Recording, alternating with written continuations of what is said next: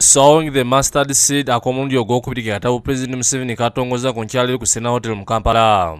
Emu ku bikulu ebimu katabo kano bwe bulamu wa Museveni okuvira ddala nga muntu entalo zibalwa n'obuwanguzi bwe batuuse ku ebbanga yabadde mu buyinza ova mu 1996. Museveni abadde awerekeddwako mu kyalo nti Museveni yatuuse ku Sena Hotel ku ssaawa 5:30 era ng'olubadde okutuuka ennyimba z'eggwanga ne zikubibwa.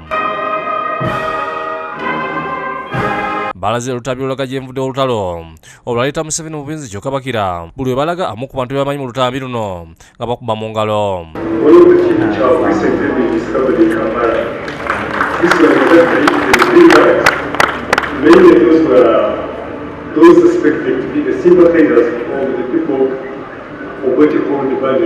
Prime Minister Dr. Hannah Rugunda akulira abakadde annyonnyola abantu ku nkolagana ne Museveni n'ategeeza nti yeewuunya abantu abatategeera Museveni ate nga muntu mwangu nnyo okulagana naye. You go in detail to understand your point of view, and if your point of view is a strong point, Yoweri Museveni will accept your point of view and rock it.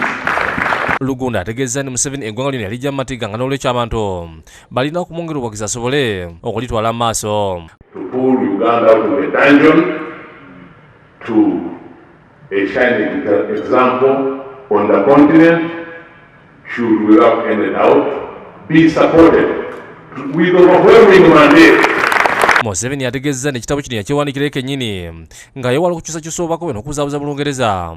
Kyagambye nti abawandiisi b'ennaku zino tebategeera Luzungu lwe bawandiika. The writing of English is in a big crisis in Uganda. When you read some of these briefs from these ministries and these places, they are really yeebazizza mu kyalo nti Museveni okumuyamba okutuukiriza ekyobutone kubanga obulabi n'emijji eryako yali asobolera ddala okufuuka omusasedooti kuba yali talina budde obwa famire.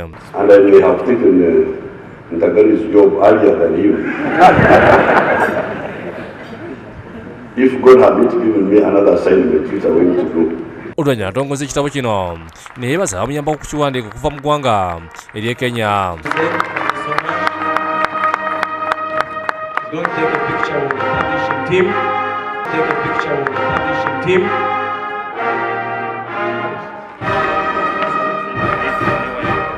Abantu ab'enjawulo boogere ku kitabo kino. What he wrote there was the real facts.